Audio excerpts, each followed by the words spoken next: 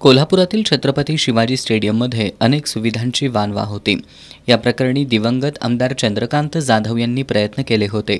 त्यानंतर आमदार जयश्री जाधव यांनी आमदार सतेज पाटील यांच्या नेतृत्वाखाली इथल्या प्रलंबित कामासाठी पाठपुरावा केला।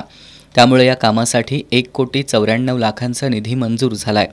या विकास कामांचा शुभारंभ आमदार सतेज पाटील, आमदार जयश्री जाधव यांच्यासह मान्यवरांच्या हस्ते करण्यात आला। आमदार सतेज पाटील यांच्या पाठपुराव्यामुळे हे काम पूर्णत्वास आल्याचं आमदार जयश्री जाधव यांनी यावेळी बोलताना सांगितलं। तर आम्ही मंजूर करून आणलेल्या कामाची उद्घाटनं आम्हीच करणार असं आमदार सतेज पाटील यांनी सांगितलं। महाविकास आघाडीच्या 2.5 वर्षाच्या काळामध्ये अनेक विकास कामं पूर्णत्वास नेली आहेत। करवीर तहसीलदार कार्यालयाचं बांधकाम पूर्णत्वास येत आहे। 100 कोटींच्या निधीतील रस्त्यांची कामं हे आम्ही आत्ताचे मुख्यमंत्री एकनाथ शिंदे यांच्याशी बैठक घेऊन मंजूर करून घेतली आहेत। त्यामुळेच ते आता पूर्णत्वास येतंय असं आमदार सतेज पाटील यांनी सांगितलं। कोल्हापूर आणि इचलकरंजीमधील पोलिसांच्या गृहप्रकल्पाचं काम मार्गी लागतंय।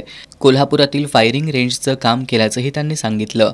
विकास कामांचा हा रथ आपण सर्वांनी मिळून एकत्रितरित्या पुढे नेण्याचा प्रयत्न करूया असं सांगून येत्या 5 ते 6 महिन्यात सर्व चित्र बदलेल असा विश्वास आमदार सतेज पाटील यांनी व्यक्त केला।